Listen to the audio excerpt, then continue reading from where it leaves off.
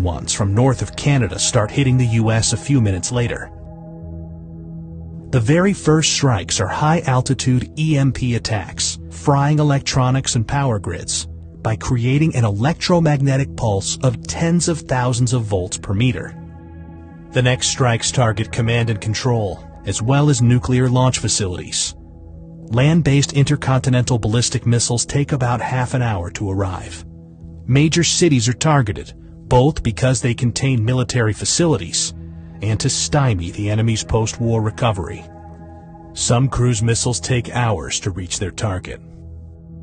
Each impact creates a fireball about as hot as the core of the sun, followed by a radioactive mushroom cloud. These intense explosions vaporize people nearby and cause fires and blindness further away.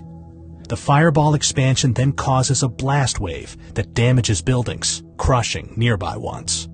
The United Kingdom and France have nuclear capabilities and are obliged by NATO's Article 5 to defend the US. So Russia hits them too. Firestorms engulf many cities, where storm-level winds fan the flames, igniting anything that can burn, melting glass and some metals, and turning asphalt into flammable hot liquid.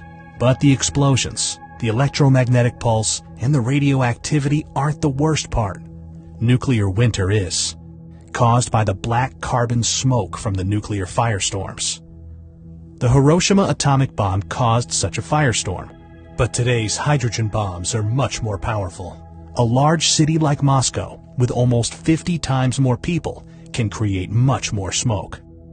And a firestorm sends plumes of black smoke up into the stratosphere, far above any rain clouds that would otherwise wash out the smoke. This black smoke gets heated by sunlight, lofting it like a hot air balloon for up to a decade. High-altitude jet streams are so fast that it takes only a few days for the smoke to spread across much of the northern hemisphere.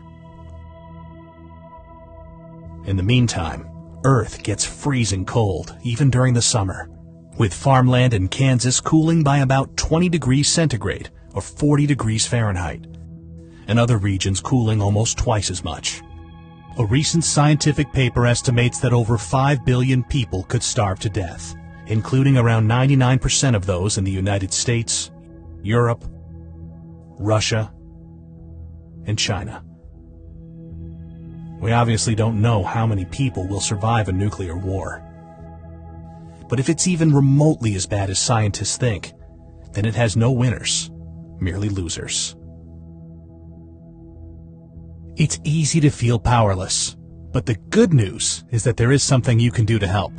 Please share this video, because the more people know about nuclear war, the less likely it is that we'll start one.